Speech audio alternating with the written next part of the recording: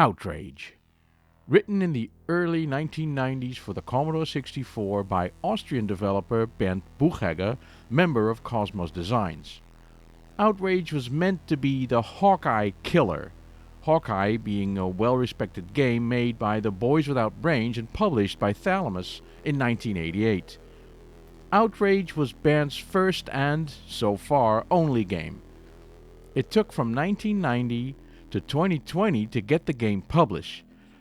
Yeah, that's the 30 years that you may have heard about, and its story is carefully documented and well known. Or is it? Outrage's history can easily be found and has been repeated on many websites and in plenty of magazines.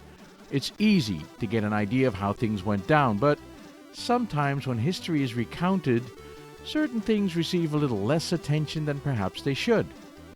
I felt it was time to revisit the history of Outrage and look at it from a slightly different point of view, which is why I went around and asked a few people involved about their experiences.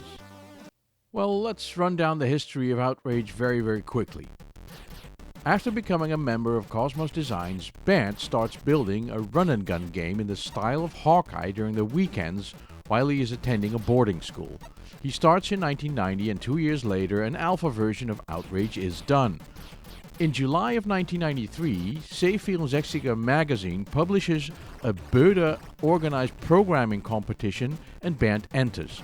The prize for the 3 winners is a chance at a publishing deal and a trip to the south of France, including a visit to a Böder disc factory.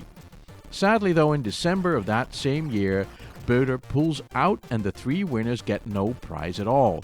Disappointment and anger ensue for poor Bernd. Disillusioned with the process, Bernd chucks the game in a drawer and forgets about it, until somebody converts Bernd's old discs to a PC-compatible format. Screenshots go up on the Games That Weren't website, and in 2010 Protovision say that they want to publish the game. Many attempts to finish the game fail until Cytronic's David Simmons from the demo and cracking group Onslaught saves the day in 2018, and the game is finished in 2020 and sold in Protovision's and Cytronic's online shops. The game is very well received, gets fantastic reviews, and Bernd looks a lot happier than he did back in 1993. When you order the game, you actually get a copy of that picture. This is a wonderful story, but it's really just a version of history. Let me take you back in time for an alternate look at things. If we want to better understand the history of Outrage, we have to start at that competition. All I know about the Böder competition is that it was posted in C64's July issue of 1993, and 3 winners were presented in December of that same year. Outrage was one of these 3 winners. The other winners being Cosmox by Hannes Sommer, Bernd's buddy from Cosmos Designs, and Genlock, another Hawkeye clone wannabe by Michael Stralecki from Example. I know absolutely nothing about the rest of the competition. The December 1993 issue of C64 said that there were many teams that entered, but not how many, who they were, or what their entries were. Cosmox is a puzzle game starring the Sommer brothers' Fred character who has to stomp stacks of discs into the same height before a timer runs out. It's a clever little game which looks to be well made. It's got everything from high score table, music, sound effects, and the puzzle element that makes you want to have another go. No question how Cosmox was among the winners. To be honest, it looks like a game that was already made to be published but just happened to be entered into the competition. Genlock is a side-scrolling run-and-gun game where you shoot everything that moves, collect eggs, and kill a dragon. It's a little monotonous and the difficulty level is so high that it makes the game unplayable. Without trainers, I couldn't survive for 5 minutes, and with trainers, I couldn't get off the first level. Pulling the joystick down doesn't mean duck, but jump down, even when there's no platform there, so you die. A lot. It's a bit rough and far from being perfect, but it runs. Outrage clearly would have been more playable and more fun than Genlock, if only it had been finished, which it really wasn't. While Outrage was among these 3 winners, it stands out in 2 ways. After Bode pulled out of the competition in December of 1993, both Cosmox and Genlock were published by the end of 1994. Cosmox by CP Verlag, the magazine publisher, and Genlock by Magna Media. Outrage was the only game not published. According to Bernd, he was just too late and other priorities took precedence over finishing the game. The fact that Cosmox and Genlock were published shouldn't have come as a great surprise because the original C64 July issue mentions publishing deals being offered to those that wouldn't win. And Hannes and Bernd being good friends, surely the timing wouldn't have been an issue. Hannes would have surely have told Bernd about how he managed a publishing deal for Cosmox. It is clear now that getting Outrage ready for publication would have taken too much time. Outrage was too far from being ready. The other way in which Outrage is different from the other winners is this. We know now that Outrage was not finished. The game would still crash and there were visual bugs, yet it managed to grab a place among the winners. It's very plausible that the arbitration would condone a few bugs for the competition, but for publication, surely any bugs would have to be eradicated. And that, as we will see in a minute, was quite a bit of work still. With other obligations on the horizon and the C64 losing popularity, perhaps the task just seemed too big to Bernd and Cosmos Designs. So, 3 winners, 1 puzzle game, and 2 Hawkeye clones, one of which is unfinished and remains unpublished. But it wouldn't stay that way. Of course, Hawkeye wasn't part of the Bode competition, but it is the game both Genlock and Outrage sought to beat. So I feel like we should also take a quick peek at Hawkeye. Hawkeye was made by the Dutch group Boys Without Brains and published by Thalamus in 1988. It's a tough game to improve upon. It was made by 4 people instead of just 1, and it has a look and feel of a studio game. Loads of sound effects, good music, parallax scrolling background, well-made enemies. You can just tell that this game went through loads of iterations before it was called done. Who knows how much work it was to make Hawkeye. I asked one of the Boys Without Brains whether they felt if Outrage was the actual Hawkeye killer. Laurens van der Donk, one of the original boys, did have a look at Outrage, but he said that he'd been out of the retro scene for far too long to be able to give it a fair judgment. He felt that the game reviewers would probably do a better job. Outrage obviously needed some work before it was ready for publication. Part of that work was adding a loading screen, some extra music. There was only 1 single tune in the competition-winning version. Manual, packaging, loading and compression, an NTSC fix, that sort of thing. The sort of peripherals that we've come to expect from a modern game when it's published. If the official history doesn't tell us much about the state the game was in before it was finished, David Simmons, also known as Jazzcat from Onslaught, gave us a hint in the disc magazine Vandalism, issue number 71. Quote, "No source code, many bugs that included fatal crashes, bosses not displayed correctly, raster flicker hell, and a lot more." Unquote.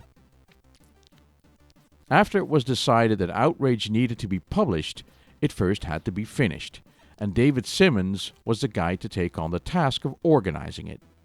Any complete history of Outrage should include the name David Simmons. He was the one who helped Cosmos Designs complete their memorial website by providing game originals they were missing. He had already been in touch with Bernd when he was working on Frank Gasking's Games That Weren't website. Some years later, when Protovision bought the 2-year rights to publish Outrage, David took on the task of managing Outrage to completion, a task he underestimated at the time. From when David got involved with the project, there were several attempts to get the project off the ground. First on the to-do list was determining whether it could be done at all.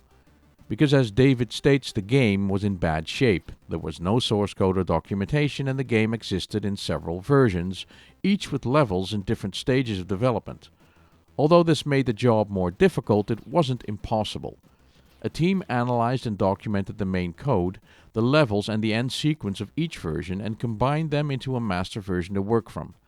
It soon became clear that the sheer amount of bugs would pose a significant challenge. Even getting it to a playable state without crashing proved a larger task than the team could handle. This project, being a labor of love and people having real lives, pulled the plug on the first attempt. Years passed while David struggled to find the right people, until he found Steve Day willing to make the loading screen Outrage has today. This proved to be a turning point at which David decided to enhance Outrage, rather than just bug fix it. Naturally, adding new things would make Outrage an Onslaught game as much as it was a Cosmos Designs game. Meanwhile, Cosmos Designs were becoming impatient, having no clue of the proportions of the task at hand to save Outrage, and they'd started to look for help elsewhere. Bernd has mentioned being in contact with an Italian group. I contacted Hokuto Force about this, but I couldn't get a solid confirmation. It was at this time that Sidney Arbouw appeared on the stage. Sidney's involvement quickly satisfied Cosmos Designs not only to get bugs fixed, but also to enhance the game. I have only seen parts of the bug fix lists that document the bugs and their solutions. Version 1 of the fixed Outrage lists 17 bugs with the last entry reading, "and some more, sigh, many more." Throughout the process of fixing Outrage, there were many versions, each with extensive lists of bug fixes and gameplay improvements. The final version being 8.13, totaling well over 100 known fixes and changes. It is clear that, in David's opinion at least, Sidney got the project well off the start line and into a fantastic position. There were many fixes and small improvements, and a growing team of testers could now go to work, including Bieno Breitmeier, David, Bernd, Arnie Blumel, and Protovision's Jakob Chen Vos. It is at this point, where the fixed Outrage had reached version 6, that Sidney got on with his real life again and handed off to Zach Thompson, also known as Karmic. In early 2020, when Zach took over, many of the bugs had already been fixed, but some nasty ones remained. One of them being raster flicker, caused by the game using the busy waiting approach instead of interrupts to handle the raster code. This really required some recoding, which was another great step towards completion. Zach took care of preparing the game for NTSC as well as PAL, and consequently concentrated on changing the loader from the existing one to the new one, which is another difficult task, knowing that the previous loader was outdated and probably not very well documented. Zach's work getting Outrage towards completion was another vital pillar of Outrage's success. But in the end, it was Sidney's work that got the project moving in earnest. Let's meet Sidney Arbouw. When you start Outrage and wait for the attract screen long enough, after a while the name Sidney Arbouw comes up, who is credited for extra programming and bug fixing. This page was put in by the members of Onslaught, and it was decided that the one to be named here should be the one who put in the most work. Let's put a face to Sidney. Sidney Arbouw is also known as Arcane, and is still a member of Onslaught. He has been a very active member of the C64 scene, and was also part of the group of people who worked on Outrage to get it finished. Many people that participated were or still are Onslaught members. I contacted Sidney and asked him about his experience. Before Sidney came on board in 2018, nobody had successfully managed to fix any of the bugs in the game, and people had been trying since 2010. Both Sidney and Thomas Mattis sent out to analyze the source code when they got on board. Building the executable from the source code was problematic, and attempts to fix the build process were never completed. Sidney decided to make his changes in the binaries he had received on Bernd's 7 original discs. Without any meaningful documentation, that is a monstrous task. If, or to what extent, Sidney made use of the previous efforts to organize the Outrage code is not entirely clear. For those who don't know, fixing a program from its binary code instead of its source code is a little like changing a meal after it's been cooked. You have to reverse engineer everything. As Sidney put it, that wasn't a fun job. By the way, the screenshots you are looking at show the before and afters of some of the bugs. Even when you use a disassembler, which effectively creates a source file from the binaries, you lose all the names and meanings of every label, variable, and routine. You're left with having to go through the code, spot the difference between code and data, mark registers you recognize, and slowly figure out the structure of the code. Sidney told me that he used a machine language monitor to do this. A monitor is a very basic tool for looking at memory and making changes. Making a change in the code that alters the number of bytes means you have to manually recalculate every jump and every branch below that point. Sidney also told me that some of the source code was available, at least for a few levels, and that the code was organized in a way that each level had to be assembled separately. And any change in the main code meant having to rebuild all of the levels. It sounds like the effort to make the code easy to work with was never really completed or used, making Sidney's job that much more difficult. It would be reasonable to assume that these difficulties were among the reasons why previous attempts to fix Outrage failed. It was a lot of work which, over time, had become too hard to do. The best time to finish the game had been back in 1993, but as we know, that work never started. The fact that Bernd himself wasn't able to finish the game after such a long time, with or without the help of his mentor Hannes, is another indicator of how tough that job was. During this time, David served as a central point of communication between Cosmos Designs, the testers, and the programmers. They identified bugs, determined what needed to be done, and the programmer would make it happen.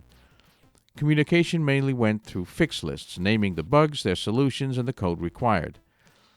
Basically, these are all the functions of a collaboration and code versioning tool, just all done in the most primitive way. Keeping the entire project on track must have taken David a chunk of his time and effort as well.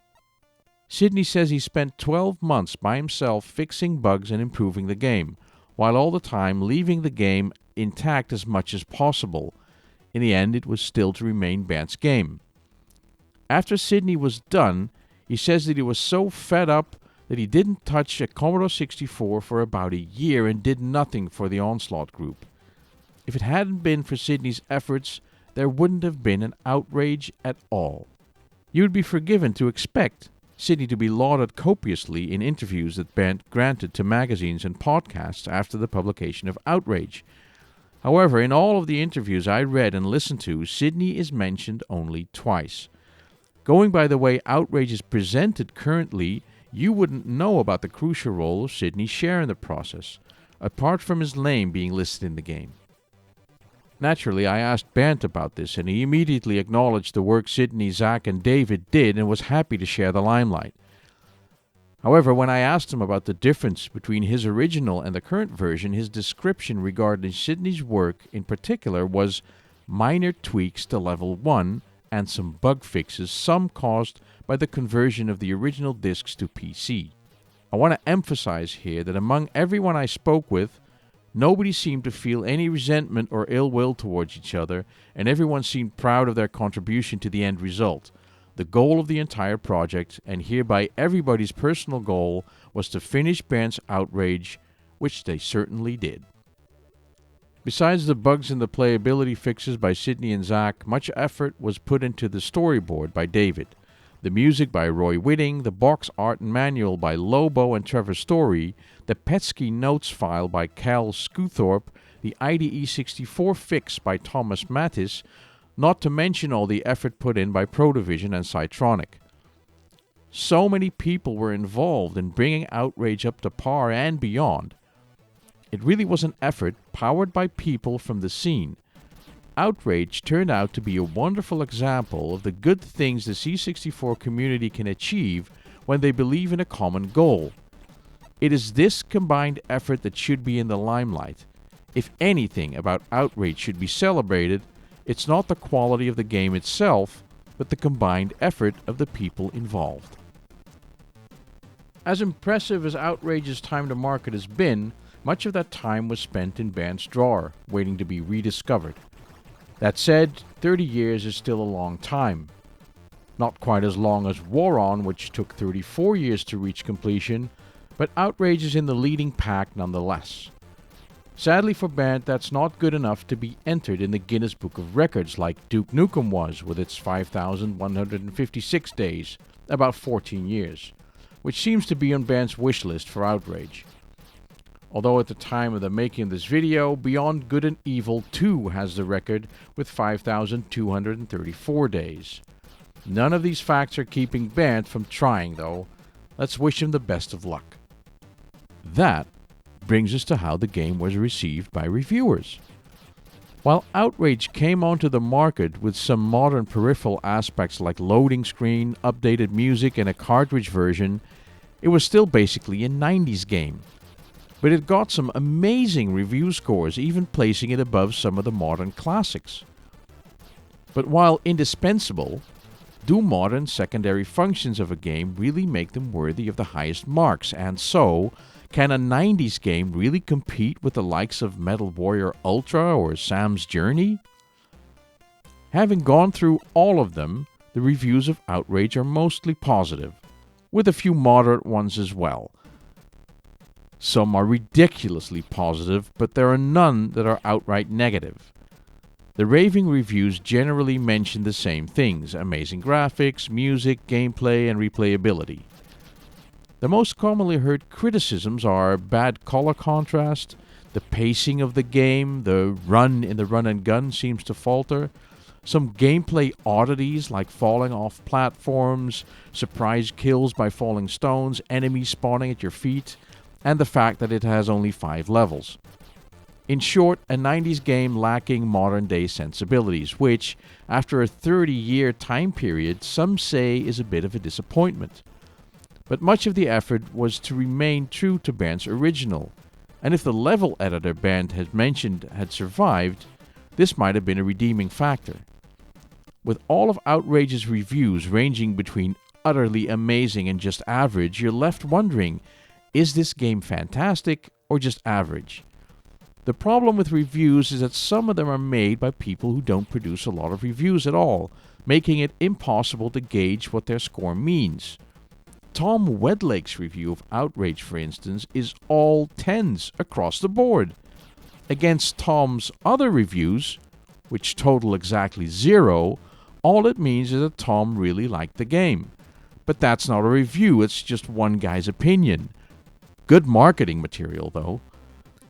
So when one magazine scores Sam's Journey's graphics with a 10, Zeta Wings with a 9, and Outrage's graphics with a 9, all that really matters is, do you agree with it? I do believe that some reviewers perhaps got caught up in the hype around Outrage a little bit when they scored the game, and that perhaps they meant to express their enthusiasm about the process of bringing Outrage back to life instead of the physical features of the game. But that's just conjecture on my part. Reviewers with a track record of reviews that have a known reference for their scores are the meaningful ones if you're inclined to listen to other people's opinions about what a game is like. Best to just go and see for yourself if you can. But overall, everybody seemed happy with Outrage as it was sold in 2020. Outrage is a 90s game that was published in 2020.